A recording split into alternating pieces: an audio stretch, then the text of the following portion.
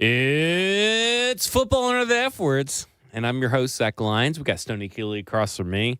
Let's talk about some young whippersnappers. Them young folks. Them young whippersnappers. Let's do it. Can you say whippersnappers like me? Whippersnappers. I like it. I think because I got crooked teeth, I think I can do the whistle S. Whippersnap. Speaking of whippersnappers, Jackson. Snappers. Are there French fries on the floor? No, there's no French fries on the floor. I didn't know. And he's probably awake, but he moved this on Sunday, this table in front of us, and it has not been corrected since. Wow. You know, that happens sometimes. Good evening from Hurricane Lou. Hurricane Lou on the chat. Shout out to Hurricane Lou. Thank you for joining us. Happy Thanksgiving. We got a lot to talk about. Yeah, we do. The full disclosure, we've been down at Neighbors. You're going to tell people that? Well, just that. Okay. We don't have to go into the logistics of everything, but hey, we've been down around the corner. Down around the corner. I like that better. Been down around the corner. And we got into some philosophical discussions about content creation, about the analysts, about where we feel people have plateaued and all that kind of stuff. And really, it's just a bunch of pretty much us just saying that we're better than everybody. Well, in a way, in a sense. Yeah, a lot of self-congratulatory. I wish I could refute It's like that. a circle jerk. Well, but you know what? I blame. It's not. Is it a circle jerk with just two people? It's a line jerk. A middle out. A lot of middle out for those that watch Silicon Valley. I think it's the bartender's fault for pumping us up so much. Felt like we were 20 years old again. So when we go Neighbors, apparently that just happens. Yeah. A lot of free pub for Neighbors tonight, too. Yeah. We should have thought that one through. We really should have. Yeah. Either way. I'm trying to retweet this show. Well, you just hit the retweet button. Do you have that still on your interface on that iPhone 3? I don't know. I got it. Okay. 104.5 The Zone. There it is. Let's start here. Let's start with let's do something that we hardly ever do. Let's actually review the game and not get into these philosophical discussions. We got producer Ross behind the glass, by the way, coming in on Ross. Tuesday. Hello. Thank you, Ross. It feels kind of nice being on a Tuesday, does it not? I mean, I like a Tuesday. I would much better prefer a Tuesday over a Thursday, but the schedule with the wife does not conflict. And that's totally understandable. Yeah. But I'm just saying it's good timing with a good Titans performance versus Seattle. Well, that is true because we don't get a lot of these. Vibes are high. Yeah. 7-10, here we come. Yeah, no moral victories according to Blaine today. He kind of poo-pooed over everything at the beginning of the show, but I got him back around talking positively. But that's a Warriors mentality. I totally get that, but I'm a fat loser sitting on my couch, so I can have a moral victory. I think I'm allowed. Yeah. I've just now noticed, we really need to get these cameras situated not from on high. You got a great angle. Do I? It's just it's just your bottom tit. It's your underboob up. I'm struggling Me, tonight. It's the whole thing. If you could see my belly right now, you would think you could see me rubbing my leg like this nervously. Oh, careful now. Yeah, we might tap into not a different third market. leg, but just the one leg. Is there an only legs? Only legs. Only I think legs. So. Leg just finder. Rubbing of legs. Now he's zooming in when we're talking about this. I feel like I'm glad you can't see my belly because I feel like people would see it and think there's an alien about to burst out of that thing right now. Well, there may be, but hey, in the show, you got to stay tuned all the way through. Alien may pop out. We don't know. To see whether I shit my pants or not. Yeah, there you go. I was very concerned. At one point. Yeah. Wow. At one point. I emptied the clip into this chair. Yeah. Okay, let's talk Great about game review. Let's talk about this. Thank you. Cam Ward. Yeah. The last 2 weeks, it feels like not only has Cam Ward really started to pop, but also the offensive game plan has started to pop. Those are tied together forever. Yeah. Because your game plan is only as good as the people performing it. In most cases, 90% of offensive quarterback play or offensive play feels like your offense goes as your quarterback goes. Yeah, for sure. this feels like a real turning point since the bye week because it feels like we've had real game plans that are like, oh, that is the correct way to approach this defense. That is a good way to compensate for your difficulties. But the run game is still bad. Yeah. So break down what you have seen from Cam Ward the past 2 weeks, specifically also the game against Seahawks. I mean, obviously, that needs to be the focal point. But break down what you have seen from Cam Ward.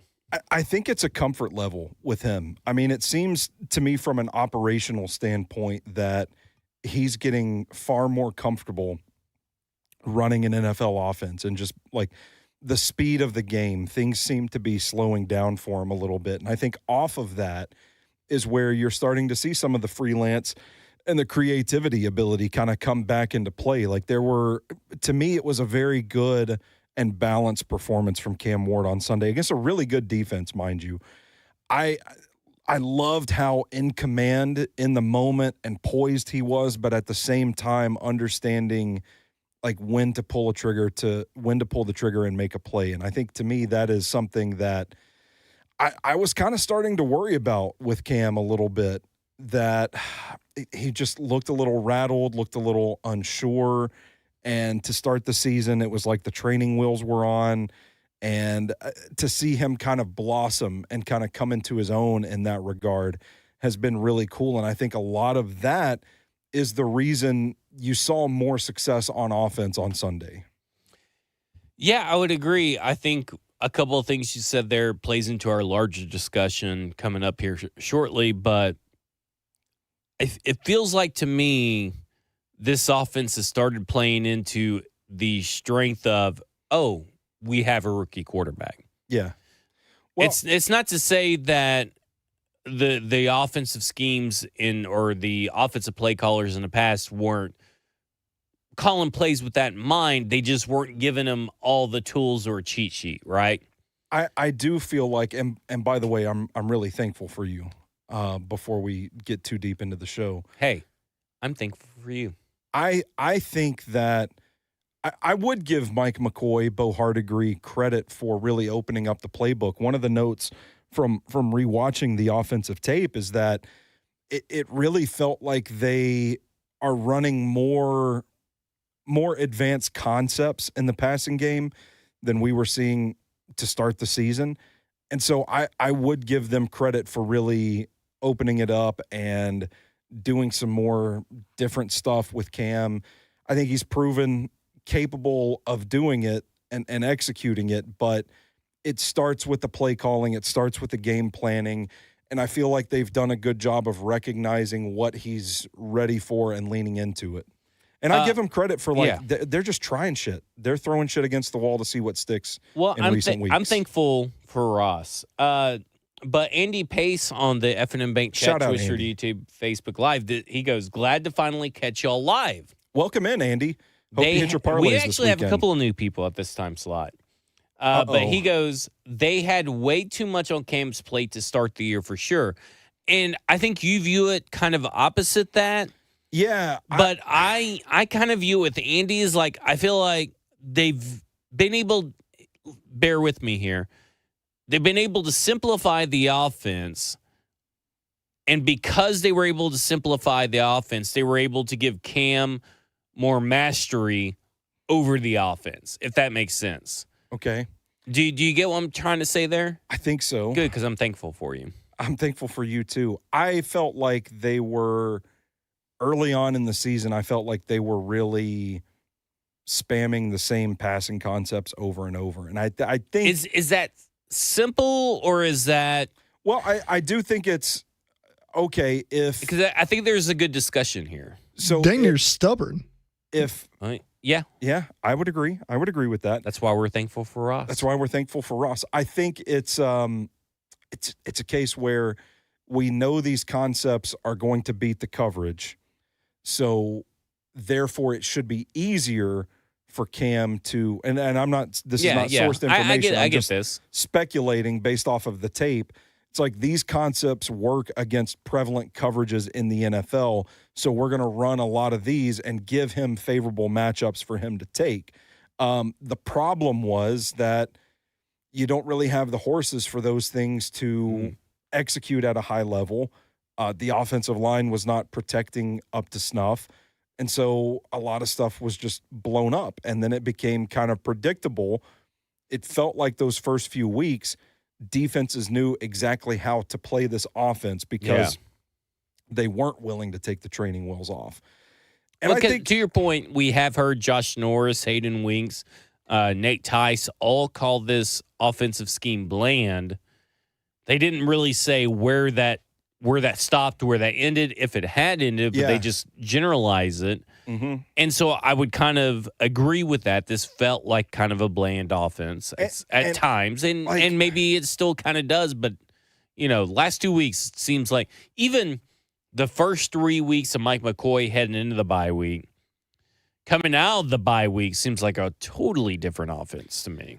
Yeah, it does. And I think that one thing I'll say is that I think a distinction between the Brian Callahan-led Titans and the Mike McCoy-led Titans is that Mike McCoy, I don't know if you would call this a benefit, but he has the benefit of being 1-10 or whatever they are, to a point where he can just say, fuck it, let's try whatever.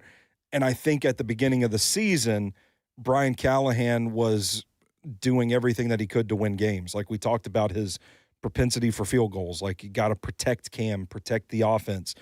Don't take a step down this slippery slope and let this thing get away.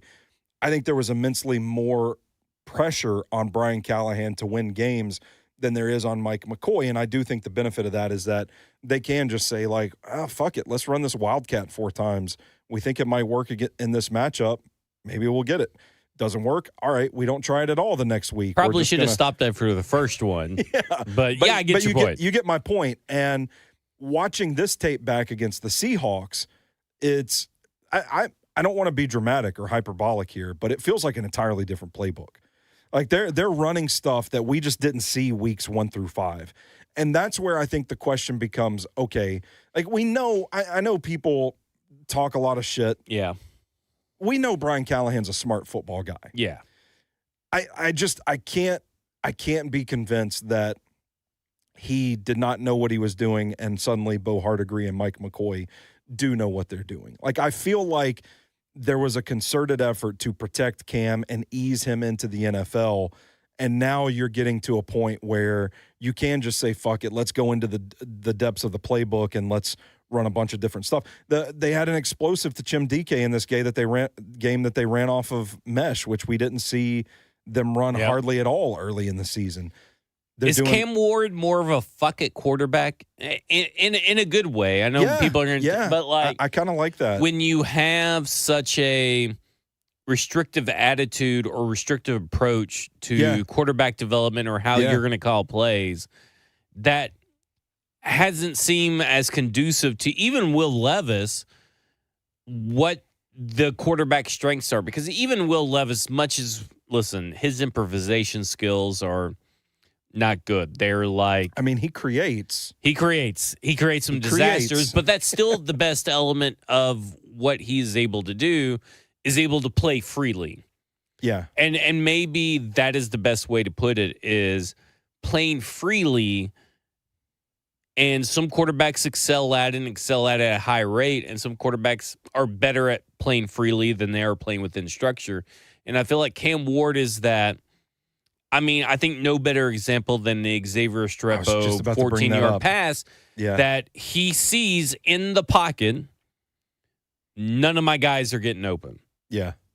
And they clogged and pushed the middle of the pocket, and that's been where he's been able to find his running lanes for big gains. So he had to go outside the pocket. Yeah.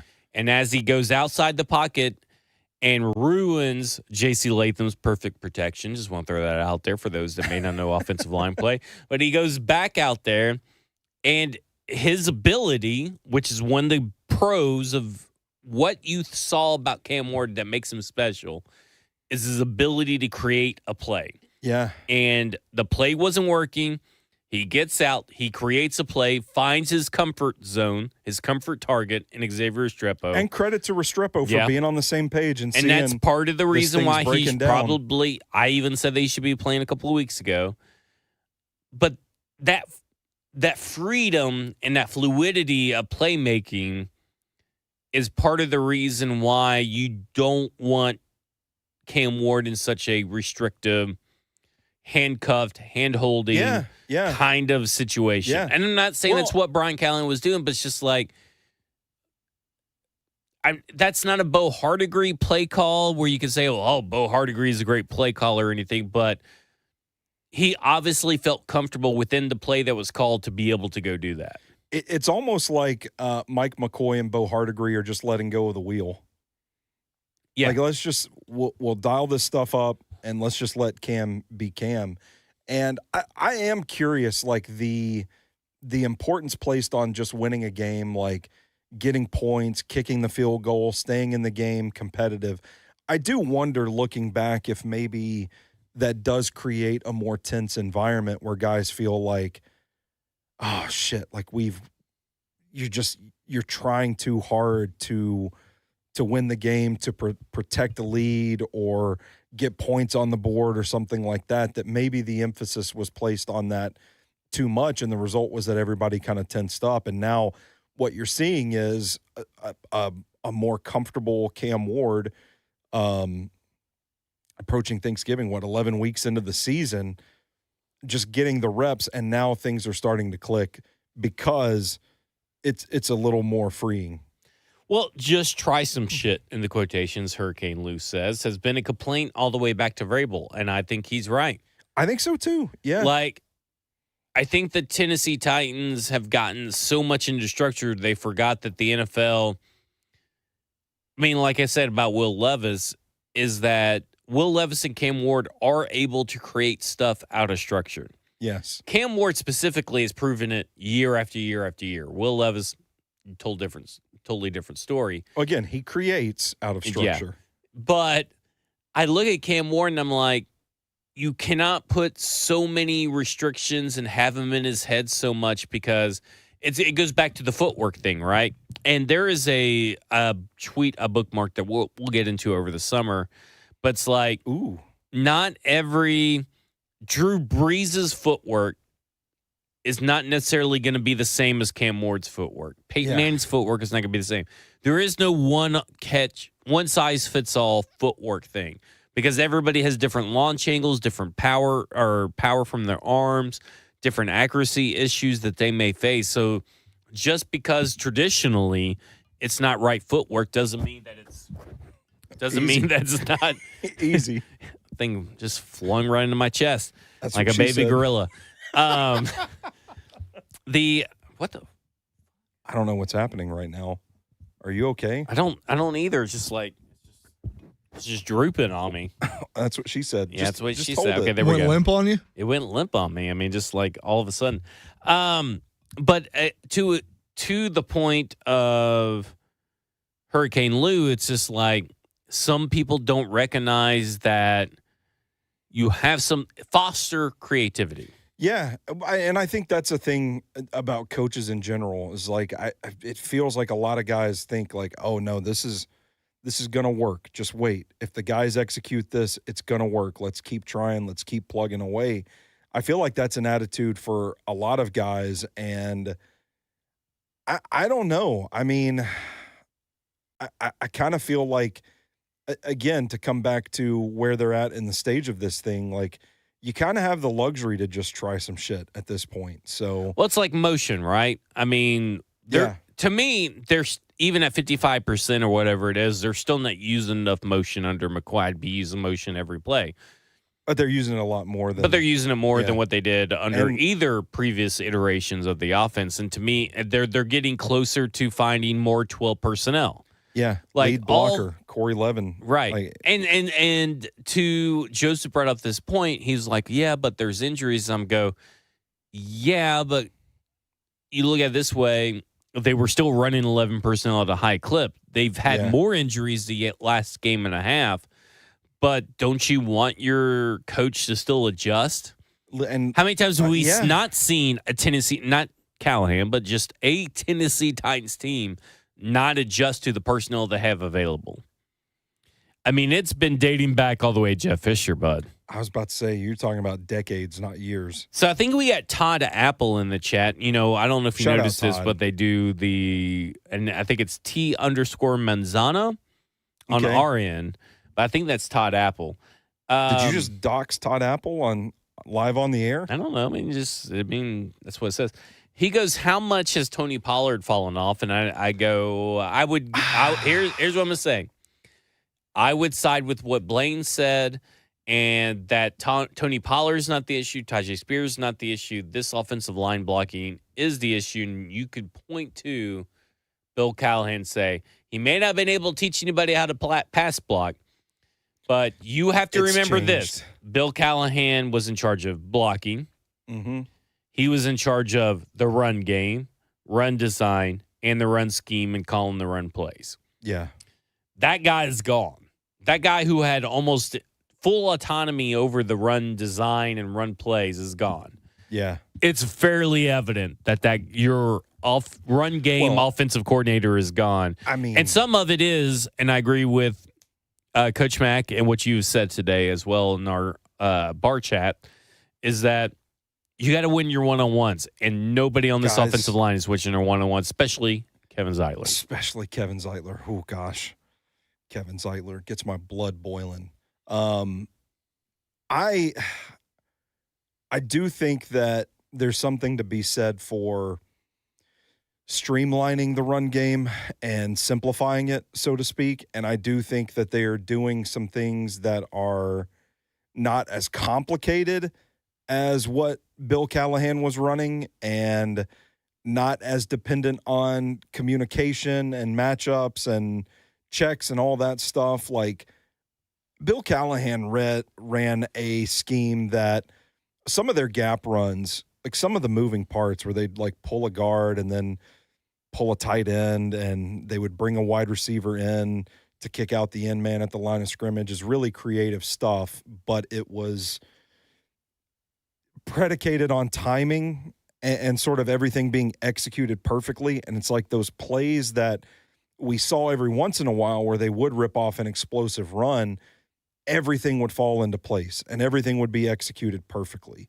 But then that same scheme is also what led to like Peter Skoronski and Dylan Radins running into each other last season. And so I feel like they have cut a lot of that stuff out. I feel like they're doing, I don't have the numbers to back me up on this. It's just an eye test from watching the tape. I am pulling them up right now. But I feel like they're running a little more zone now, which is just more or less, I mean, I don't want to get into the weeds of it all, but it's more or less like everybody's moving in one direction. You pick up whoever comes into the zone that you're responsible for. It's not necessarily as timing based. I don't think it requires like as perfect of execution for the running back to make the play. The big thing is like a zone run compared to a gap run is it puts the onus on the running back to kind of find the lane and make the play. So it's simpler for the offensive lineman in that regard. And I think we're seeing a little more of that. And I get the principle, but it's also at the same time you're losing those explosive run plays where the gap schemes are executed perfectly. And I think that is something that, like, man, in these zone runs where guys are one-on-one, I mean, you're not seeing guys get ahead of the block, rotating their hips, planting their feet behind them to really plant that block. You're not seeing guys climb to the second level and reach a linebacker quickly and effectively enough. Guys are whiffing on blocks. They're not communicating. They're not keeping the chain intact, so to speak. Like, it just feels like damned if you do, damned if you don't with the offensive line in the run game. Jason McDonald asked, why was Pollard good last year when the line was complete dog shit? Ooh, well, I think the run blocking of last year's line was better than the run blocking of this year's line. I was going to say essentially the same thing. And I think it was part of the reason that I was kind of frustrated that they didn't run the ball and run more 12 personnel, heavier double tight end sets last year too. To your point, I do think they were more committed to the run last year than they have been at all this year. Yeah, and it's because I think the offensive line executed the run blocking better last year. And I think down the stretch in 2024, the offensive line as a whole got better. And we just didn't see that transfer to 2025. These guys, I know on paper we got super excited about it. Dan Moore Jr. was going to be an upgrade. Lloyd Cushenberry was going to be back and healthy. Kevin Zeitler was an upgrade. I think Moore and Zeitler have both been disappointments to this point in the season. And Cushenberry has had his moments where he doesn't look quite right. I think Cushenberry was the same guy that he was before he got the injury. Okay. What do you think about that take? Like slightly better, but still that – because the guy before he got injured was not good. Was not consistent. I mean, it's hard for me to argue with that because I think there have been moments where Cushenberry has been kind of bad this year too. But I think that it's taken quite a while for this offensive line to gel, and they still don't seem to really move as a unit, if that makes sense. And it hasn't worked the way that they wanted it to on paper. And I think last year's unit was a little bit better when it came to the run blocking. Yeah, I would agree. I want to talk, let's shift this into the offensive line a little bit more and talking to our bigger discussion. I just want to, pause here and say that I'm thankful for you and I'm thankful for you too. I'm thankful for us too. But J.C. Latham is a very hot button topic currently on Titans Twitter. Yeah. Film clips are out, all this kind of stuff. And it goes to a point where I look at J.C. Latham and understand he has a hip injury. And I think that oftentimes gets left out. Yeah. Because if you're good enough to Still play, recovering. If you're good enough to play, you should play at the fullest extent and all this kind of stuff, which is not like that's the competitor's mentality, but that's also not reality, right? Like the competitor's mentality, if I have a hurt hip and I'm going out here making tackles, I'm probably still not as fast or making tackles like I used to. Yeah. And there are this is not to say that J.C. Latham is an A-plus player. I think many things can be true. I think that J.C. Latham has one or two plays that are abysmal. Yeah. I think that J.C. Latham hasn't played up to the standard of a seventh-round offensive tackle pick. Seventh overall offensive tackle pick. Played pretty well I've heard for it both a seventh ways. round pick. Yeah. Played great for a seventh round. He's been elite for a seventh round pick. Yeah. Overall, for seventh overall, has not played up to that standard. Yeah. And then third, 90% of J.C. Latham's plays that we have seen, he's been very good. Yeah. Good to great. I think so, man. And I don't know where the narrative started that he was a guard, he was going to kick inside. I've talked to a couple of people that have said, oh, he's on the path to heading towards the guard, but I don't know, man. I think we get I can't get there. I can't either because I feel like I'm taking crazy pills sometimes because the discourse around J.C. Latham is so negative and pessimistic, but I watch the tape and I'm like, that's a pretty damn good game. And I know I think part of it is that this is going to sound so pretentious, but I'm just going to say it. Like, I don't know how much people in general really know about offensive line play. And I'm not saying it's really hard to know. Yeah, I'm not saying I'm an expert. I'm not saying that I know and you don't. I'm just saying there's a lot of nuance to the position that I don't think comes across on the broadcast because it's not a splashy position. I think if you're an offensive lineman and you can hold your block for a couple of seconds, I think you've won. Well, I mean, no matter how it looks, ESPN and PFF tells you if you hold your block for 2.5 seconds, you won the rep. Yeah, and now I talked to Ramon, and damn, I can't remember the exact number he gave me, but he likens it to 3 or 4 nowadays. Maybe 3.5 is a good cutting off point. And you see a lot of those plays on JC's tape where, like, he's holding the block for long enough for the ball to come out. But I know there's one play in particular that he's getting reamed for on Twitter this week where, like, Cam vacates the pocket and runs outside, and the guy comes off the block and pressures Cam. And it's like, that's not JC's fault. That's like JC Latham holds that block, holds up long enough for that ball to come out, but there's nowhere to go with the ball, so Cam bails on the pocket. And there's another one where it's like it looks like he's trying to pass off a defender to Kevin Zeitler, who's now Kevin Zeitler looked at the player to begin with. Then he was like, oh, well, I'm going to go over here to help Lloyd Cushenberry instead of staying with his, assignment. Yeah. And J.C. Latham's not expecting him to do that. And that goes back to playing like a unit, right? Yeah. Well, they're not playing like a unit. And so then that creates this huge crease. I mean, it's not really a crease. It's really a gaping hole for the defender to come through and create pressure. Yeah.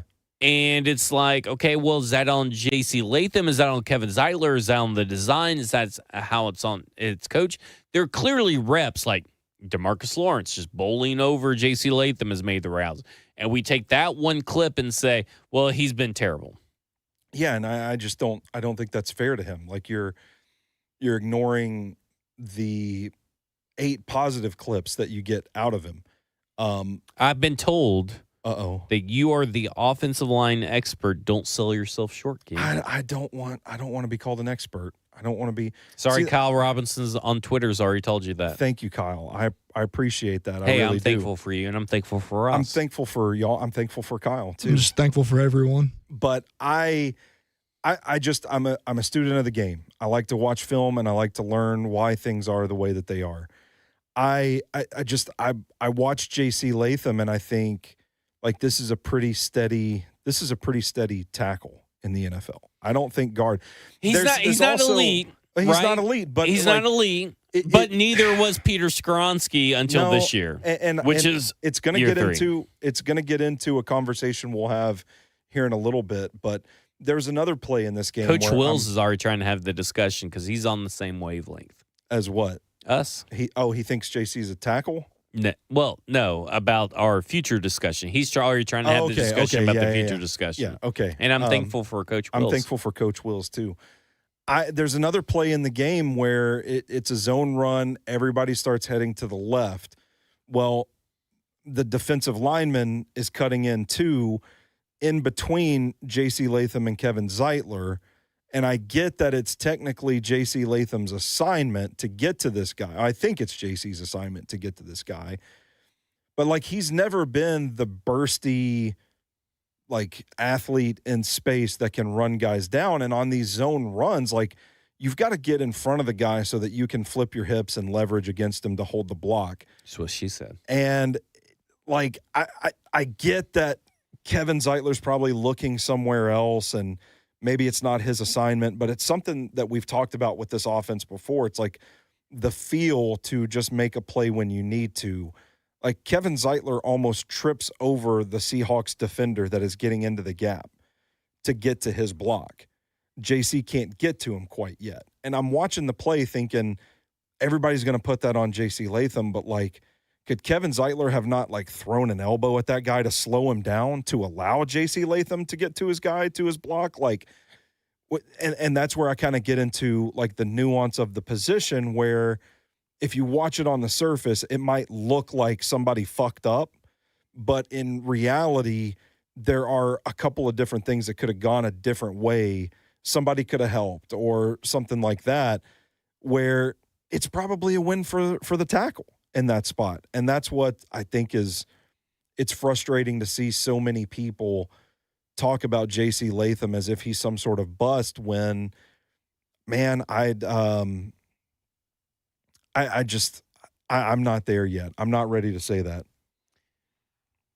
I've got some sourced information on this conversation. Whoa. If you would like for me to provide it, let me pull it up here on my phone. This is crazy. Well, live, breaking news. I reached out to somebody that does have knowledge of the Titans roster situation. And I just said, And I just said, hey, man, what do you think about this J.C. Latham to guard talk?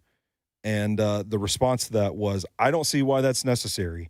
It's hard to find tackles, especially ones that look like J.C. He hasn't played bad either, just hasn't matched his draft spot. Well, look at Brandon Thorne and Duke Manyweather. I don't know if you guys remember. I always feel smart when they say the same things I do. Well, I mean, yeah, I'm like, you shit, should. You're an I'm offensive line genius. Excuse me? You're a genius. I go back to the conversation around J.C. Latham heading into the draft. Is I do remember Duke Manyweather and Brandon Thorne having a discussion about possibly J.C. Latham being a guard. Yeah. And they came to the defense of J.C. Latham today saying, hey, you know, this guy just played one of the best defensive fronts in the NFL. The scheme itself didn't do itself any favors to help J.C. Latham. He played a great game. Yeah. Or good game. And I would agree with that. And I would agree with that, too. And I think that's where it comes down to the point of, those are two guys that already had preconceived notions that maybe he's a guard. They're saying, hey, against one of the best defensive fronts, and take it to last week, against two of the best defensive fronts in the NFL that provide different, I guess, stress points for an offensive lineman, he played pretty well. But he had the penalties against the Texans. Well, that's all everybody's talking about. Like, he has some penalties. And he only had one penalty this game, which was, again, us going back to the fact last week. And lo and behold, they weren't doing the funky shit with the cadence this week. So funny how that works. Funny how that works, everybody. I didn't mean to look at you, Y'all are Ross. onto something. Yeah. I just looked at Ross like he was the one saying that. He was not. I want to clear his name. Yeah. I'm thankful for Ross. But I go to that point, is like these guys are two of the best offensive line people that you have that aren't playing the game right now. Yeah, for sure. And they're guys that had preconceived notions that maybe J.C. Latham couldn't cut it at right tackle. But I remember having Brandon Thorne on cover two, and he's like, no, this guy's a top 15 right tackle in the league. Yeah. Let's give him time. And it all goes healthy. And he's not been healthy, but they both said he had a good game. Yeah. And so this goes to Coach Will's point in a conversation that we want to have. We were having at the bar. And we were having at the bar. He goes, I hate in 2025 we don't allow players to struggle and grow. Preach, Coach Wills. Preach. And this kind of goes into the conversation of something that Mike Bergonzi said in his training camp press conference was, by year 3, you know what a rookie is. Yeah. And we are in year 2 of J.C. Latham. And I remember in year 1 of Peter Skoronski after the appendectomy, everybody wanted to give up on him. And I remember through 8 games last year, the first 8 games, everybody wanted to continue to give up on Peter Skoronski. Yeah. And now everybody soils their pants when he's not mentioned as a first-team All-Pro. Big Meat Pete. Big Meat Pete. And we cautioned, guys, watch the tape, just be patient. And with J.C. Latham, I feel the same. There are certain things he has to work on. Yeah, for sure. Are there hip limitations? I don't know. I feel like is it an effort issue? I don't know. I don't necessarily think effort, leadership, and maturity is the issue. No. Because we're talking about a guy who stayed out in the rain last year pounding sleds, making sure that he could fucking do it. Hell yeah. I think what you see before you is a guy that's suffering through a hip injury, and that is a big thing. We'll see maybe next year as the year goes on, but the further he gets removed from the hip injury, week after week, I feel like he gets better and better. Is it the J.C. Latham with the same tenacity or Mahler that we saw maybe last year? No. But I think you should be able to look at the tape and say, he may look different, but on a play-by-play basis, the J.C. Latham we're seeing this year at this time of year is better than the J.C. Latham we saw last year at this time of year.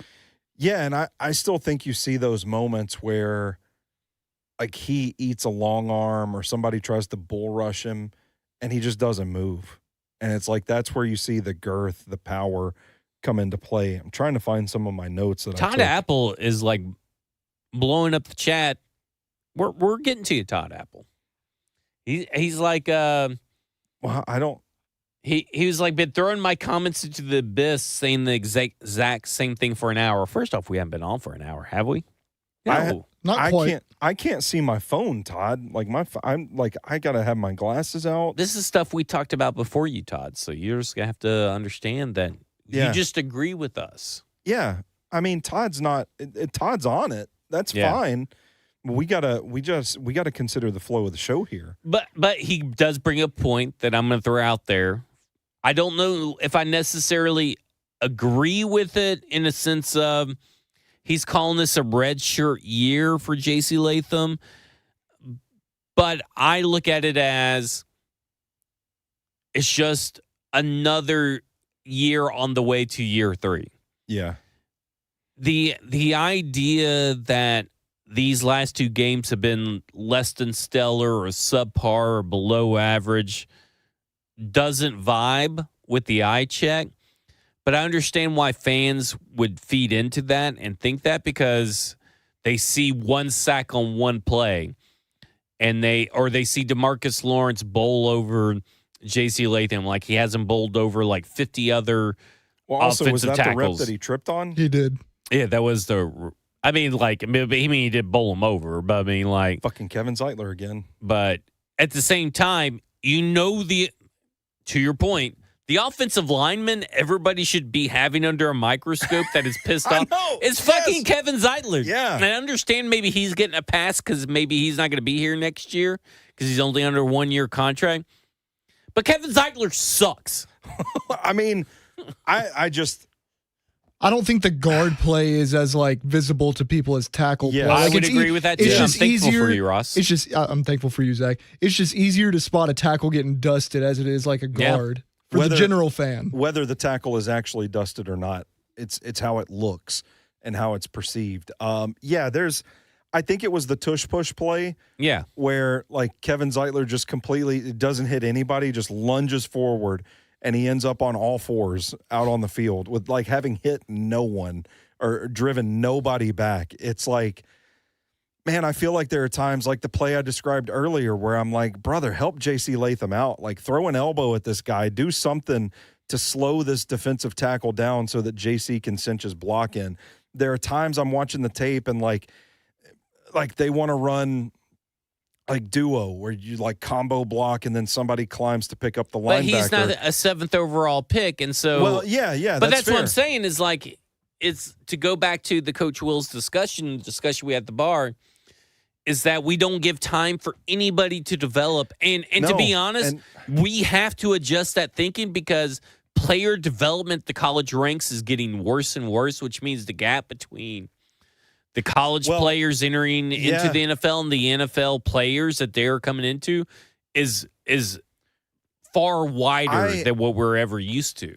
First of all, I wonder how much of that is due to the transfer portal now. Well, that's what I was going to say. Yeah. Where like coaches know like we've got to run easy, simple shit because we're turning this roster over year in and year out. A lot of these kids coming from high school, you're not running NFL playbooks in high school, so you've got to maximize your job as a college coach is to win games. So you have to maximize your chances of winning football games. And that sometimes might mean let's run some really simple offenses. Like, I look at Liberty with Hugh Freeze a couple of years ago when Malik Willis was down at the Senior Bowl. I heard some NFL people, overheard some NFL people talking about how, this Liberty offense is just – they tell him, like, just look at your receiver outside the numbers, and if that guy's not open, just run the ball. And it's like, that's your offense. So, like, it works when you have the athletes. And it's not to fault Hugh Freeze in that spot, though I would just fault Hugh Freeze for a lot of things. These college coaches have to just win games. And so that's what their livelihood is on, right? Like So they're not NFL player development is kind of tied into wins and losses, depending on your roster and everything. Yeah. In the college, just like, give me the best players, I'll pay for them. I'll have them go out here and play, and those best players will be better than those players. But I think like the other side of this is like, think about for the players at their respective positions, and I think this affects more offensive players than defensive. But like, how many different voices are they hearing in their ear throughout college? How many different techniques are they taught? What type of different verbiages are they getting from respective systems? By the time you get to the NFL, you've heard, 5 different ways to call one play. You've gotten 5 different techniques for this one situation. Like, it's just too much on a lot of these kids, I think. And that's another layer to it that just kind of breeds this sort of simplicity in college football. It's like, hey, we've got to make this as succinct and simple and streamlined as possible so that everybody can get on the same page. And that's how, like I was telling you at the bar, it's like you go to the Senior Bowl and everybody thinks about development from the skill positions, like the quarterback, receiver. Oh, it takes these guys some times, but you watch some of these offensive tackles at the Senior Bowl. They show up there, they're big, they're strong, they're fast, they're athletic, all that stuff, but then they have no idea how to use their hands. And they have Jalen Duncan would have been one of those guys. Jalen Duncan was a guy that got a ton of work where guys were just like, holy shit, can you imagine if we could teach this guy how to actually play offensive line? And I overheard somebody on the field directly say, what the fuck were they coaching you at Maryland? And so like these guys get to the NFL having virtually no technique development at a position where technique is pretty damn important. Bad technique's going to get you beat. There's not a lot of overwhelming talent there. There are some guys that, like, it doesn't matter what happened, they're going to recover and they're going to hold the block. But there's something to be said for the lump of clay that makes it to the NFL draft process. And I think how you approach that is like, do we have time to develop these guys, or do we need this guy right away? And so I think it's making the guys who are savvy and comfortable and can hold their own from a technique standpoint even more valuable. But those guys are few and far between. So it's more likely you're going to get the guy that probably hasn't had the most in-depth coaching from a technique standpoint. It really gets focused on the quarterbacks in this conversation, but really offensive line play. But go look at the edge rushers, right? Look at the edge rushing class this last season. Shamar Stewart. The best player right now out of that edge class is Donovan Ezeraku. And he had the toolkit. Who had the complete toolkit. Anybody would tell you he's the most polished pass rusher. But Abdul Carter is the most talented. Yeah.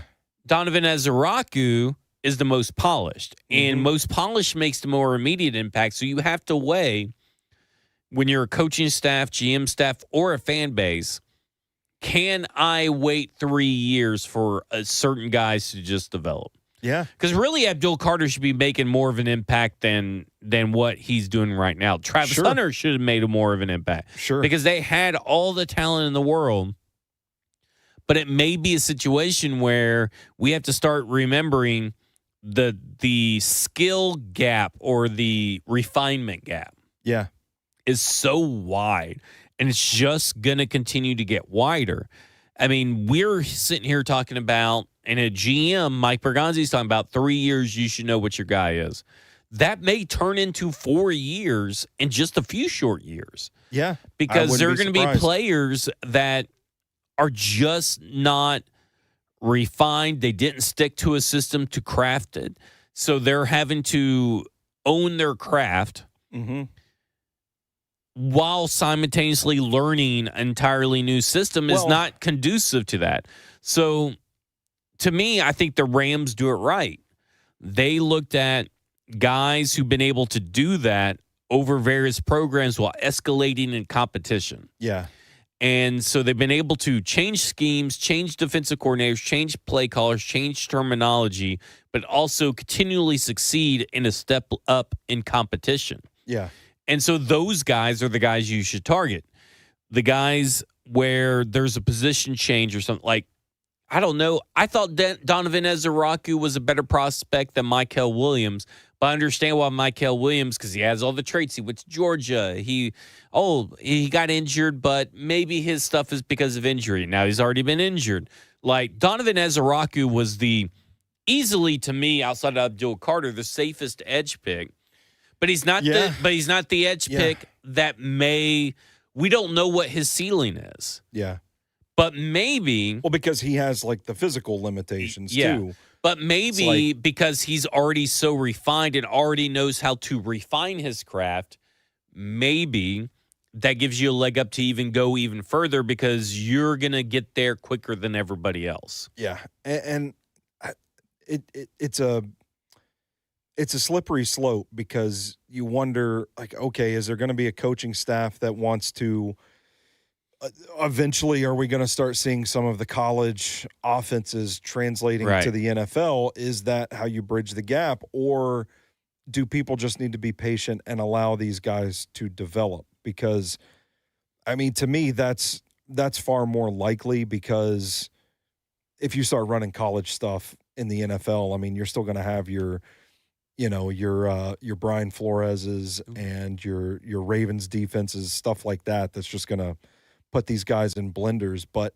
I do think it's interesting to think about like the good teams too, where they don't necessarily draft for need. And I think about, well, let's use the Ravens as an example where like they've put a system in place where they have their 5 starters along the offensive line, but they're going to take a guy like Carson Vincent day 3 of the draft and trust that he has time to develop because you don't need the guy right away because you can afford to teach him. He's a guy that has the right mental makeup to play tackle in the league. He's got the size. He was another guy that really needed to refine his technique. He's got the time to do it in Baltimore before if all goes according to plan, unless there's an injury, before they really need him. And I think that's another While also drafting guys from the Cal defense that can play right now. Yeah, so it's an interesting spot where the Titans find themselves far behind because they don't have the guys supplanted as the starters, much less can they take the guys to be depth guys that they develop. And Jackson Slater's an interesting case study in this too, because I think he had really good tape at Sacramento State. Obviously, I'm a fan of the guy. They haven't played him at all. And to me, it makes me think like they kind of understand this phenomenon and they want to play Kevin Zeitler because they've still got to get Jackson Slater to get the fundamentals down. Well, so it's a good spot to be in, but it's not a very common spot to be in because there's a lot of teams that don't have that kind of depth and patience. I think it starts with the fans. When I say fans, it also includes owners because owners are fans. But fans with money. Coach Wills says it right here because he's all up in this conversation. He says it right here. That's right now. Traits right now is what pays the bills. Yeah. And I think that's where fans do themselves a disservice, but also these young players a disservice. And listen, I understand these young players are professionals and everything. But at the same time, the people already calling Cam Ward a bust, people already calling J.C. Latham bust, are likely the same people that called Peter Skronsky a bust. Yeah. Listen, the more often than not that you call a player a bust, you're likely to be right because there are so many bad players that come into the NFL. It's a volume thing. Yeah. But at the same time, you have to allow people to develop. Traylon Burks, kind of a different story, right? Because there was so many injuries, and even when he was healthy, he wasn't really showing it on a consistent basis. Yeah. Like, we've seen consistency from J.C. Latham the first half of last year before the rookie wall. We are really seeing it right now, but nobody wants to admit it. But we are seeing it right now. We saw it with Peter Skronsky, where the light clicked on and he started going constantly. We never saw that light click on, mainly because of injuries probably for Traylon Burks. Like, if you can't stay healthy and you can't put in the reps, you're never going to get better. No, you're right. It's really hard to get better. I I mean, obviously Isaiah Wilson, blah, blah, blah. We know that story. Caleb Farley, we know that story. Mm-hmm. But all those guys had talent. J.C. Latham has talent. J.C. Latham is recovering from an injury, a hip injury, which is a pretty big injury. Yeah. Let's give it time. Let's see what he looks like in year 3. If you're already wanting to replace J.C. Latham and move him into guard, well, you heard someone else say it and you're just repeating it. Yeah. Yeah. And I would question the validity of 90% of people that say that. Yeah, I would too. I think Gunnar Helm is also another good example of this too, because what was the story on him coming out of the draft? Like, he's not that great of an athlete and he can't block. Well, it seems like he's on a trajectory to be a pretty decent blocker. I mean, he had a couple of blocks in that game Sunday that were like, yeah, oh shit, I didn't know he had that in him. And we've seen that, like, you can overcome the athletic limitations because of the wingspan. Like, just get him in a contested catch situation. He can go up. He's got good hands to haul it in. Like, that's another case where, okay, he's playing pretty well now. What can he develop into? You see what I'm saying? Yeah. Like, he was a guy that was taken that you knew would take some development, and it's working so far. Well, it's like how I ranked that 2022 draft class of quarterbacks is like Malik Willis. You need to understand the philosophy that would make Malik Willis good. Malik Willis is a good example of this. And the Tennessee Titans did not. Then he goes over to the Green Bay Packers. And credit to Brian Callahan. I know there's a lot of Brian Callahan hate and Malik Willis hate when it comes to how the Tennessee Titans handled this situation. The best Malik Willis looked was with Brian Callahan by far. A lot of credit to Brian Callahan, a lot of credit to Malik Willis and the work that he put in over that offseason and the tireless effort that he's put in. And then all that happens, and then he gets traded. Mm-hmm. Well, wouldn't you rather have Malik Willis probably be the backup quarterback right now than Brandon Allen? Yeah, I think. And that's just based off my preseason stuff with Malik Willis, not because of what he's done at Green Bay. It's because you saw the progress heading into year 3. Yeah, and it was year 3 talent that was there as the basis for his evaluation. Right. Like, at some point, you have to recognize as a fan base, as a team. And listen, I was very down on Malik Willis's first 2 years, but he was also a third-round lottery pick. Yeah. So while I never really called him a bust, I was objective about how he played. And then when he was in that preseason, when he was in that offseason under Brian Kelly, I'm like, no, this is a dude that should make the roster. We got something here. Make the roster. Yeah. And he didn't, and he got traded, which is fine. But at the same time, that goes all the way back to the discussion of he's a bust. He'll never be better than what he is in this moment because I'm in my feelings. Yeah, and that's where I think the ultimate message of this conversation is to just preach patience, because just what a player is today is not what a player is going to be tomorrow. Well, it's like Elikai Manor, right? I'm not the biggest fan of Elikai Manor. Mm-hmm. He showed some good. Now he's been injured. Yeah. Well, he still has 2 more years to really show me what he's got. I mean, he's a 4th-round pick. Why would I give up on him? Why give up on the development of young players? This idea that players cannot get better because you saw them fuck up one time is just emotional. It's not logical. Yeah, it's emotional behavior. Yeah. And I don't feel like it used to be this way. What happened along the way? Internet. Where I think Twitter. Yeah. The more that Twitter has become a mainstay in the football community, the worse it is for fans, I think. Fans that are really wanting to love their team and or being more knowledgeable about football. Because what was that guy? Charlie Chili FBB. What was that guy's name that Joseph sent us in the chat? Ross. I remember. Oh, I forgot. But he said, like, why do I need to watch the film when I can just when I can just look at the spreadsheet? And I'm just like, are you you are what's wrong? Yeah, that's why people can't take us seriously. And then on the flip side, there's the people that watch film that don't know what they're talking about. So you have the only film people who don't know what they're looking at. Then you have the only data people who don't know what they're looking at. And sometimes those are the loudest voices. And again, let's all trickle down to the middle and understand that every play has context. And we may not know the assignment on every play. And I'm thankful for you, and I'm thankful for Ross. And I'm thankful for you, Ross. man. I'm thankful for you, and I'm thankful for Kyle, and I'm thankful for Coach Wills. There you go. Well, like, if you looked up, like, if JC gave up 1 sack in a game, so, like, what, Seattle, he gave up 1 sack the other day? Yeah. You could search up JC Latham on Twitter or just be refreshing your feed. You'd probably see 50 tweets about that play. Like, how bad was that? Yeah. If JC Latham gives up 0 sacks during the game, you're not going to see anything. You will not see any. That's like an O-line thing more than it is like anything.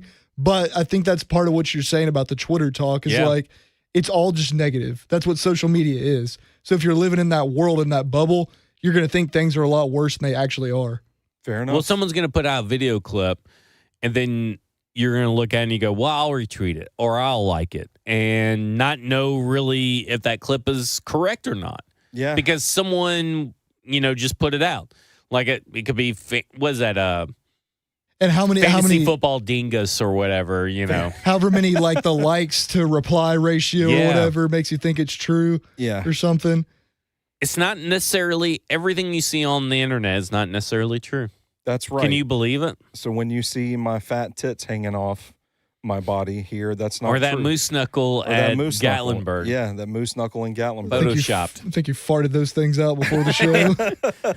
They're rattling around. But I just remember a day when we understood that like the rookies were going to take some time and we were a little more patient. And it's just gone all by the wayside. Man, the chat is on one tonight. I'm thankful for Todd, too.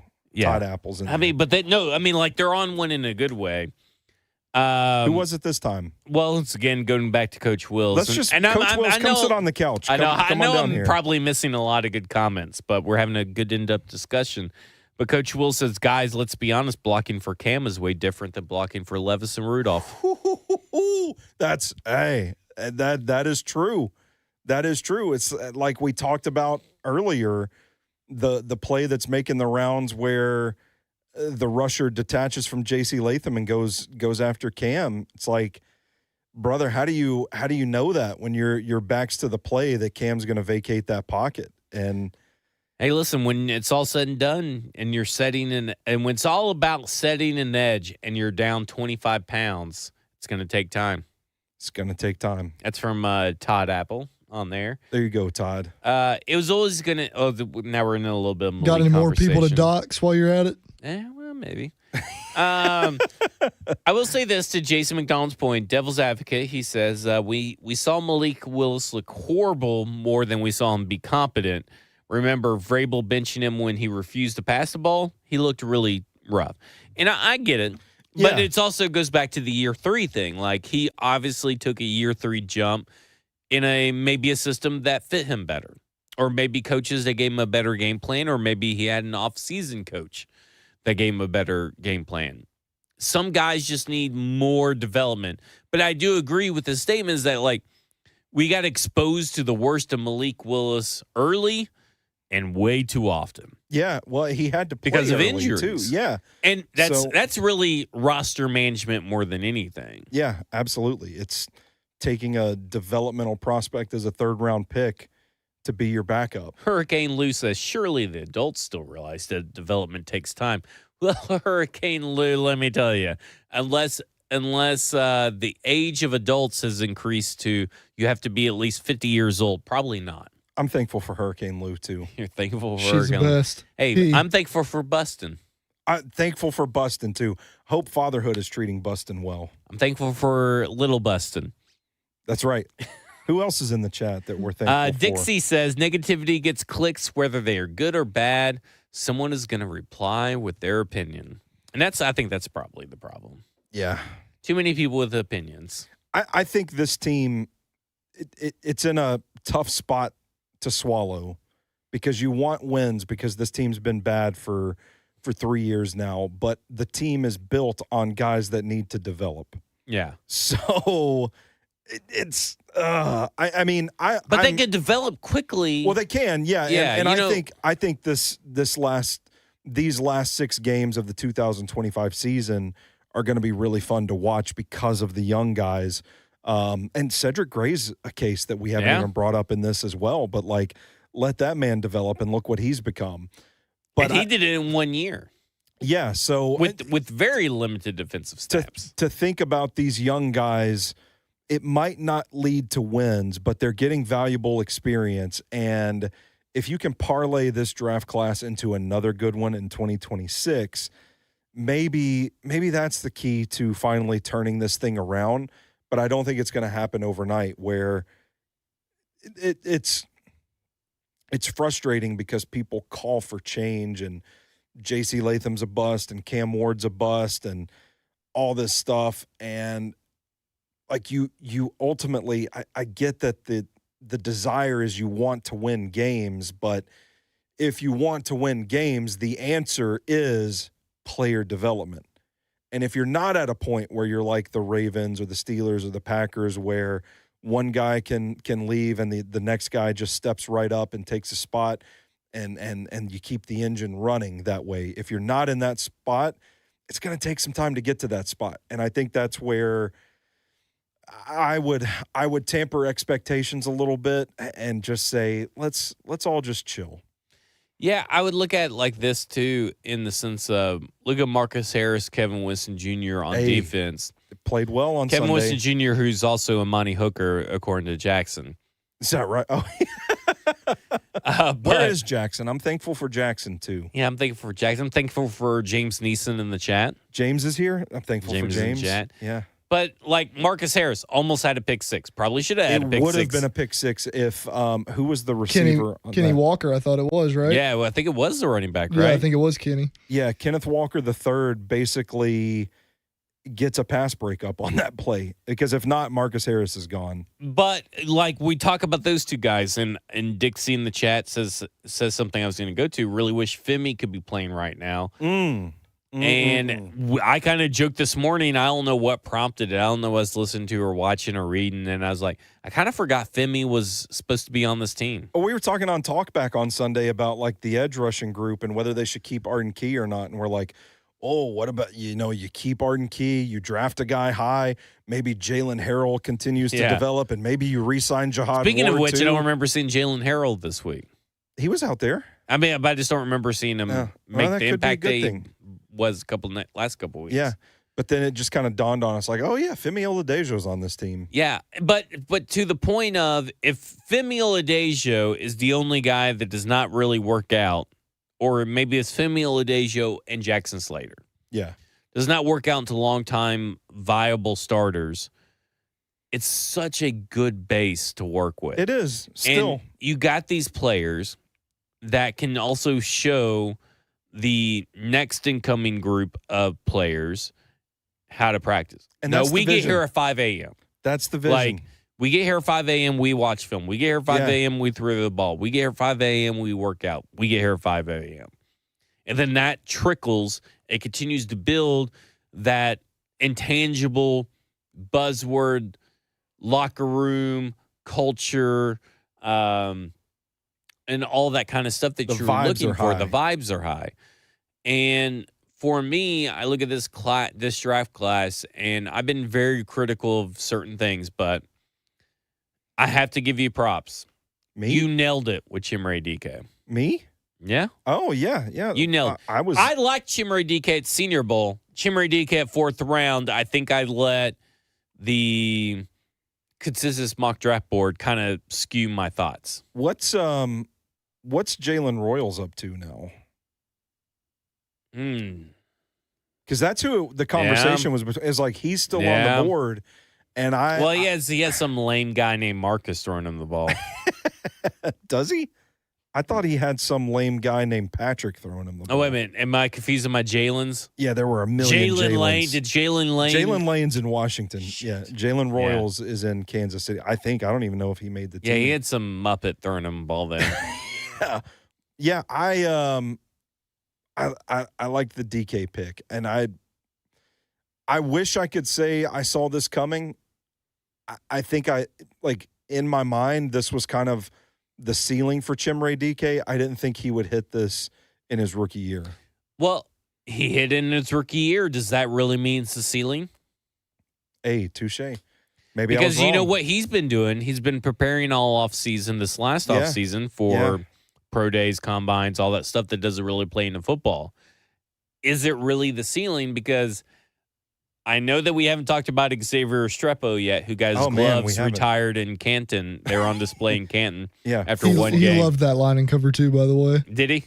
I'm talking about you. Yeah, I've used it many times. It was a good line. I've been workshopping it. I don't know if you guys saw it, but he had 14 yards of separation on that one play. He did. Thanks to Cam Ward getting out of the box. Chim is definitely not at his ceiling, though. Yeah, I would kind of agree with you, and I think someone wrote about today, but we talked about it on, they must have listened to Titans Talk Back, because we talked about Titans Talk Back. I go, I mean, what if Chim is your new Z? That's sexy. I mean, why couldn't, I know everybody's like, well, Alec is probably your 2 going into the next season. Well, he's your ex. He's your ex, blah, blah, blah. And I go, I'm thinking, well, what if Chimere DK is your actual secondary starting outside wide receiver? Like, you're still looking for your primary, and Alec Manor is just your guy that rotates in and out. Yeah. Why is that? It's not a bad thing. Why are we dismissing that idea? And I go to your point, and Ross agrees, and I'm thankful for him for agreeing. I'm thankful for Jackson, too. Is that I'm thankful for them. Why is Chimere? I don't think it's Chimere DK ceiling. I think that the Alec Manor ceiling right now is closing in, not there yet. But Chimere DK ceiling is actually growing, because we're seeing him do stuff that we kind of expected but didn't expect. I don't want to take unnecessary shots at Xavier Restrepo, but I'm kind of red hulking over here right now for a second. Okay. Imagine if Chimere DK connects with Cam Ward the same way Restrepo does, where they're just on the same page when the play breaks down, and Ward's able to get the ball to DK, who is a guy that can make a man miss and accelerate instantly. Like, that feels like that's some tantalizing potential right there. That is that's why I don't think he's really hit his ceiling. So to that point, it's like, okay, well, over time they're going to continue to get reps together. Maybe they do develop that chemistry, and the next thing you know, we've got Chimere DK getting his Tyreek Hill on. Jalen Waldo or Devontae Smith. Maybe a Jameson Williams. Like, that's the type of receiver I'd put him in. Yeah. Okay. Which is still good. I'm not saying that's not good. Tyreek Hill seems a little much. No. Let's not put that onus on him. That's like saying Traylon Burks should be A.J. Brown. You probably think Tyreek Hill's better than I do then. Yeah, Tyreek Hill. Well, prime Tyreek Hill. Usage-wise, though, that's the vision I see. Yeah, I could see it. But that's why I like Jalen Waddle. I think there's a little bit of Jalen Waddle to Chimere DK's game. Okay. Then you get Mike McDaniel here as the offensive coordinator, and then improve the offensive line. Yeah, run game. I'm cooking up a big piece for Stacking the Inbox on building the run game. It should be, from a personnel standpoint, one of the easier things to do, but nobody seems to master. Ted Ginn Jr. is the comp for Chimere DK. Ooh, now wait a second. That's from Dixie. I'm thankful for Dixie. I think a better Ted Ginn. I kind of dig that, though. But I do like it. I mean, like, if you're taking if you're getting Ted Ginn Jr. and that's not like your primary offensive weapon, that guy's still out there. You know, it's like Prince Charming. We're still waiting to be wed kind of deal. I think, yeah, absolutely take that. I think that's pretty good. I love that comp, actually. That's a pretty good comp by Dixie. That is. Well done, Dixie. So, Xavier Restrepo. Yeah, the future. Gets 14 yards of separation in one play, but averages 2.8 yards separation per target, which lets you kind of know. How do they count that, though? Like, how do they count that play? Well, it's all GPS. Where the play breaks down, though. Oh, well, because it's not like he's running. I mean, it's kind of like the offensive line. You shouldn't really. Well, I mean, Blaine says the same thing, but like when the offensive line, he goes out in that same play, you shouldn't count a pressure on J.C. Latham after he held his block for like 3 seconds, and then no, you shouldn't. Cam Ward goes out for under. That doesn't count in Blaine's mind. Like that doesn't count. With Blaine. But that's what I'm saying. It went from that whole separation, and he still only ended up with 2.8 yards. That's crazy. Well, it is hard too because Stoney, like on the flip side, that basic that he ran that he caught at the 1 and got tackled, they're in zone. So how is he supposed to get a lot of separation on a basic? Yeah, that's true. So it's like tough. You have to understand every play has its own context, right? Yeah. And you said that 3 times tonight. What? We need to jot that down. That needs to be a takeaway for people listening. Each play has its own context. It does. It's true. It is true. I'm thankful for you noticing that. I'm thankful for you noticing me noticing that. I'm thankful for y'all noticing that the other noticed that. Well, I'm thankful for you noticing, our noticing, and our being thankful. And I'm thankful for you coming in here, Jackson. You are very thankful. Well, yeah, you really ruined the sincerity of that. But I'm thankful that Ross has the Vols game on. He's Jackson. What more do you need to be thankful for? He's the Grand Poobah. The Grand Poobah. But yeah, like Restrepo. Guys, you know why the media kind of makes fun of Restrepo? We're really just making fun of the Restrepo fans. Yeah, a little bit. Yeah. Yeah. Well, it's just like, oh, God, we're going to sound like assholes. But it goes back to like what we were talking about with the offensive line. It's like, I think people see the production, but they don't necessarily see the game that he plays, the type of wide receiver that he is. Yeah. And I think when you start digging into that nuance, I wasn't as low on him as apparently the Titans coaches were. Or the NFL. But the league told you they don't view this guy as an NFL player. Right. It took how many injuries for him to even see the field with the Titans? Like a lot of the anti-Restrepo stuff was based on information, not just opinion. Like I had an evaluation of the guy. He was lower on my wide receiver list, but then I also had information from talking to people that the Titans coaches were just not really high on the guy and they weren't going to play him. And so you pair that together and it's like, well, all these people making noise with their pitchforks calling for Xavier Restrepo, they just don't know. And it's you see him get the opportunity. And I still think that like the wrong things are being cited. Like, yes, the yardage leader in Miami history, the production, all that stuff. I took get a lot of games to get there. I get it, but he still is he okay in there? My goodness. Like the speed, the size, like those are obvious factors. I think the thing that Restrepo brings to the offense is chemistry with the quarterback. Right. And we saw how important that was in this game. I don't want to undersell it, but it's almost like, man, y'all were calling for Restrepo, but you didn't even know why. You didn't even understand the reasons why. Well, I think the main reason, I can't believe I'm taking up for the Strep squad here. Oh, God. I mean, you can take up for him. Well, I just feel dirty doing it. But I think the reason is because we've seen, 6 years of Mason Kinsey? Yeah, and I mean, I think it's a fair criticism. And I think when you have when you obviously have the chemistry that Cam Ward and Xavier Restrepo has, which was on display for one of the snaps, you can't you can't build a resume off that. But I think when you see those two things, you're like, and the college production, for those that may not be film watchers, you may ignore what I said about Xavier Restrepo at Senior Bowl. You may ignore what you wrote about in your film analysis. That's fine. I understand it.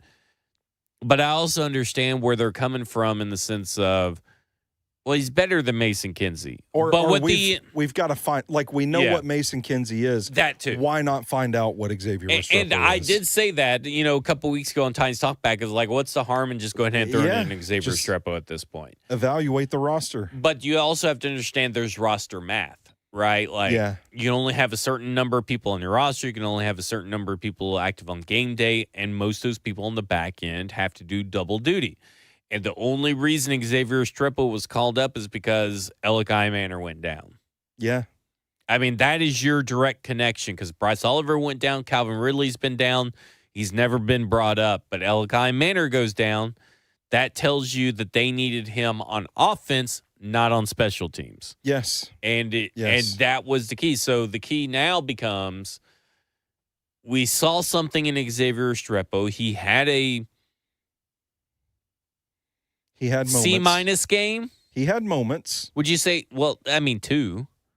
I mean, he had 2 more bad moments, or 2 moments where he should have probably had a touchdown. Do you think he? Okay, I was going to say, do you think he should have caught that touchdown? Oh, the guy when he was going around and down and holding the guy's hand, he was. Listen, guys, go back and watch that play.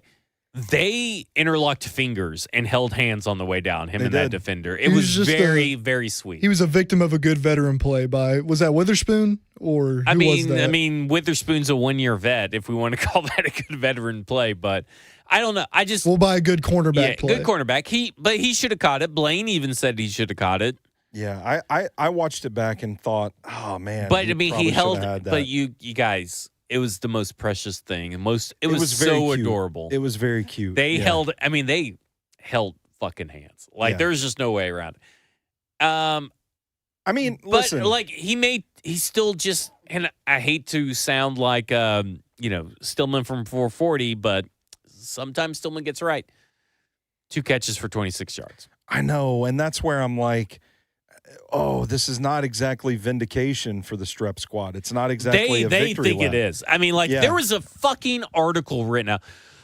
Xavier Restrepo proved Titans fans right. This is written by Justin Mello, and I just wanted to go drive up to Canada and shoot his moose. Because it was such a – and I know what he's doing. I mean, I don't know if he necessarily believes that or not because he's just a writer who needs clicks. But I don't feel this was complete vindication for the Strep squad. I don't But either. I do think this was vindication for the Mason Kinsey haters. Yeah, well, yeah, because Mason Kinsey's snap count was not great in comparison. Listen, I hope that Xavier Restrepo continues to get chances and he continues to prove people like me wrong. And if I ever see him face to face, I hope he punches me square in the dick for all the things that I've said.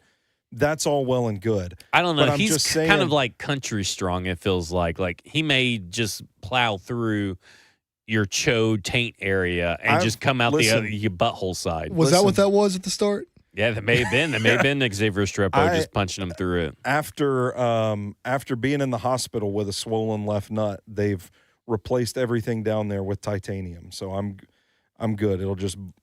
He would have plowed. I mean, like, if he punches you, he's going right through the undercarriage railroad. Now we're going to have to see if he can do that. We're going to have to try and set that up, bring him on Football Another See F if word. he could just punch right through to your butt. Can you punch through my butthole?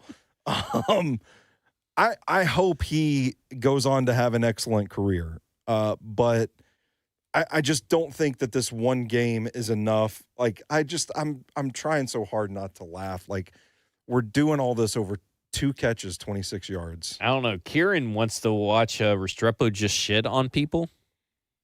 I'm not going to sign up for that.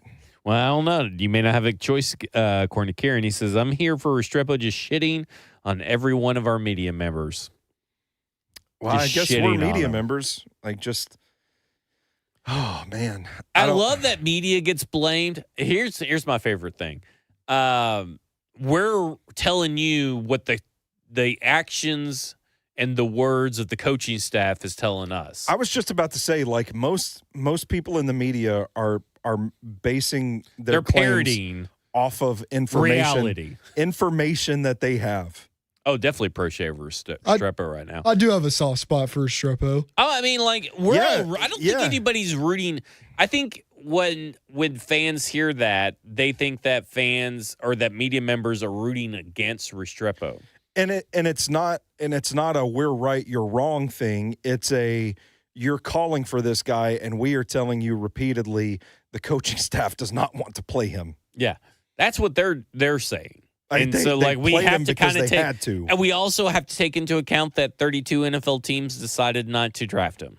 Yeah, several times. Nor did they pick him up off the Titans practice squad. That's not because the Titans were the one smart gamblers and they were playing riverboat gamblers and they were like, "Oh, this guy's gonna be elite." But it's just the fact of the matter. Like we have to stay in reality.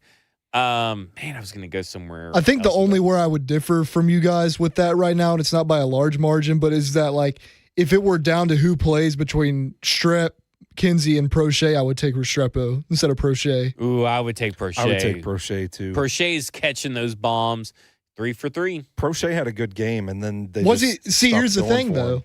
Was he 3 for 3 because that catch he did not make, and also Restrepo had one taken away? That's what the stat sheet says. See, there's the numbers guy. But he was, okay, so even if he was 2 for 3, he was 2 for 3. Restrepo technically didn't catch his. No, I know. I'm just saying, like 2 for 6 versus 2 for 3. In the stat sheet, Prochet says 3 catches for 42 yards. Restrepo says 2 for 26. When really Xavier should have had 3 and Prochet should have had 2. He's also a better route runner than Prochet already, but. It's neither here nor there. Ooh, that's a take. We can go with this if you want to. I think I would agree with you on the route runner. I'd have to watch. I haven't exactly. I think I would agree with. Watch my James Prochet route running. I think I would agree. But like, I know he's better than Mason Kinsey. I'm not going to sit here and like complain if they play Prochet over him. I totally understand it. Like, it's not really a big deal at all. I'm just saying what I would want to see in the rest of the season if it came down to it. Ideally, hopefully both of them could play, but I mean, who knows? Yeah, I definitely think. Ideally, neither of them would play. Well, yes, but like for the rest of the season. Yeah. Yeah, and I think it's weird. I don't know, like maybe this is the asshole in me. Like people are like, well, why can't you guys just enjoy Xavier Restrepo? I'm like, well, it's just. I mean, I did enjoy that. I enjoyed that Sunday. It's also just one play. Like, you really going to get me excited? Like, is the bar so low for the Tennessee Titans fan base that what if he never makes a play again? It's going to be so funny. I'll laugh so hard. I wouldn't because I would hate it for Xavier Restrepo. Well, yeah, but I would love it to just dunk on fans because I think fans just don't. And I get it. Fans is short for fanatics, but I just don't think that fans like, and there are some media members that just don't realize what's the reality of Xavier Restrepo right now. Yeah. The story is not written. The story is not done, but I go back to this kind of like blame game of media hates Xavier Restrepo. Like even today, I said some stuff about Xavier Restrepo. Blaine agrees. He said the same thing. But I'm the one that's getting hate from DeMario Patterson in the YouTube chat. And I'm like, did you not hear Blaine say the same thing? And it's like the guy, what guy called in on Sunday? Titans Talkback. Gorilla. He called back? Oh, Gorilla called back and he. Oh, no. Oh, it was not good for Gorilla again. He called all 3 of us jokes. He got into Dr. Dyson a little bit. And then in the chat, everybody was like, whoa. Don't disrespect Dr. Dyson like that. And it was like, yeah, fuck these other 2 guys. It's Dr. Dyson that we're here to cape for. But like he called Nashville not a small market team. That was a wild one. At this point, I think he's just doing it on purpose. Yeah. Is he not? Well, we haven't heard from him since he called. Since the Van Jefferson call. Since the Van Jefferson stuff. Also, when I tried to ask him about the Van Jefferson thing, he tried to walk that back. He also told us that he dropped an "I told you so" on us about Xavier Restrepo when he never called in to talk to us about Xavier Restrepo. He never called in to talk to us about Xavier Restrepo. And then what was he arguing about? And then I started proving him wrong. He's like, okay, well, let's change the subject. I don't remember. Man, it was a wild call. That was a good call. Thankful for Gorilla, though. Yeah, absolutely. Gorilla can call in anytime. Yeah, I mean, I always want Gorilla to call in, but I mean, he's kind of living in his own reality. Yeah. It's just funny, like, we do kind of get lumped in as, like, the media. Like, even if we're all saying the same thing, it's like, oh, no, like, don't talk shit about Dr. Dyson. Fuck Zach and Stoney, but don't talk shit about Dr. Dyson. Well, someone goes, I didn't hear him slander y'all, but I did hear him do that to Dyson, so I was annoyed. Oh. Well, he called us all jokes. Yeah. Maybe it was just an adversarial perception. I felt like he was after us.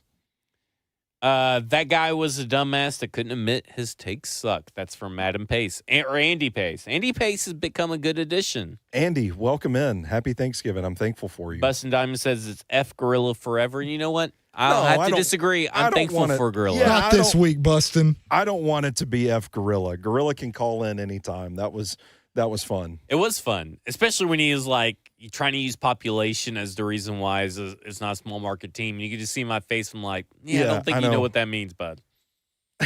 That was such a funny call. But like Broadway, like, come on, man. Yeah, Broadway. Well, don't be. Oh, that's what it was.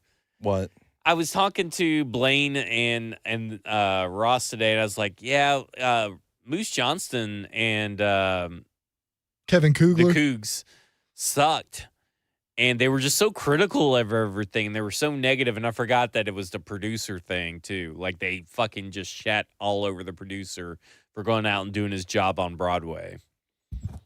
Damn. I didn't think I could read the text that I sent y'all after Moose Johnston's comments on the Cover 2 show today, but I feel like I can read it here. Yeah, sure. It said Daryl Johnston acting like Tyjae committed a war crime by reversing field. Yeah, that's what it it was. He was offended. He watched that play in utter disgust. He said, you can't do that in the NFL. I was like, he didn't lose any yard. Nothing bad happened. Yeah. Are you okay over there? Do you need your glasses to read that?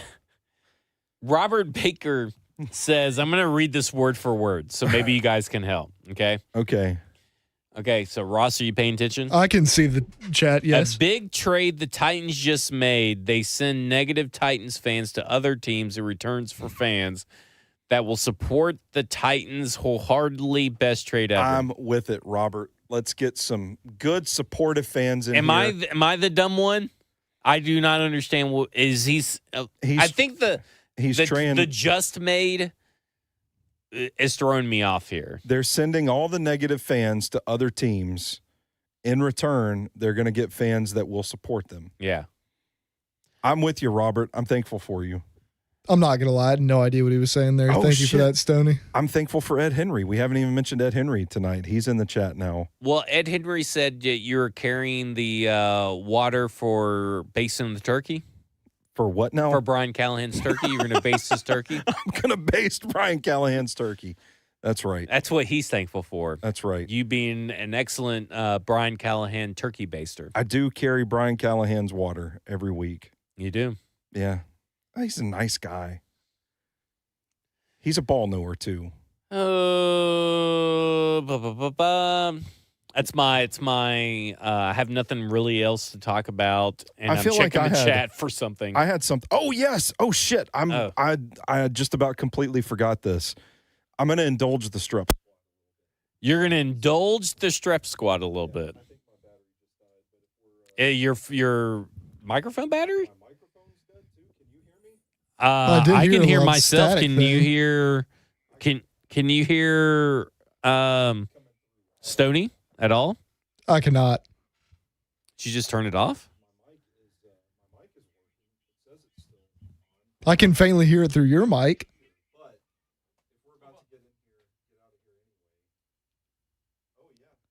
This is great.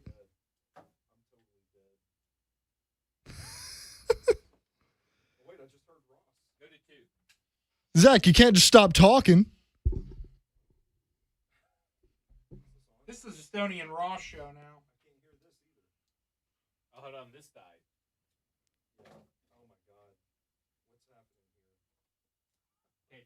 Can anybody hear me?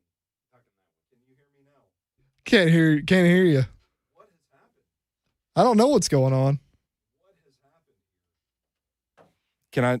Oh wait, there we go. All right, I'm back. We are back. Peaches.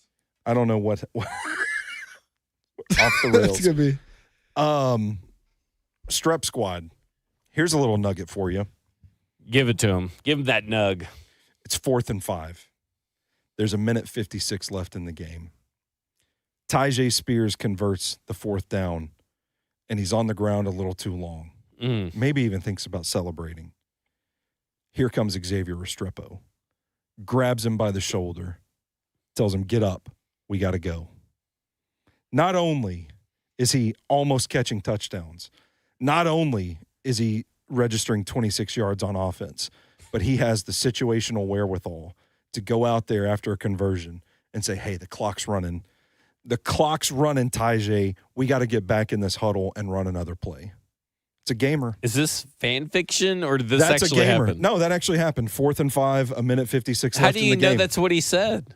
I don't know that's what he said. I thought it was gonna be like, and they kissed or something like Yeah, I that. thought we were really going down to something that should be on OnlyFans. But he's a gamer. He got out there and was like, no, Tyjae, you're not going to celebrate this first down. We got to go. We got to move quick. He might have been the only person out there with a sense of urgency on Sunday, but he was a gamer. He understood the situation. He kept him moving. Strep Squad, mount up. We ride tonight. There you go. I'm on board. Best route runner in the NFL. Hey, I'm thankful for you. I'm thankful for you. And I'm thankful for Ross. I'm thankful for Ross. I'm Jackson. thankful for Jackson. both of you, and I guess Jackson. All right. I'm thankful for our listeners who listen to Football and Other F Words, which this has been. And you.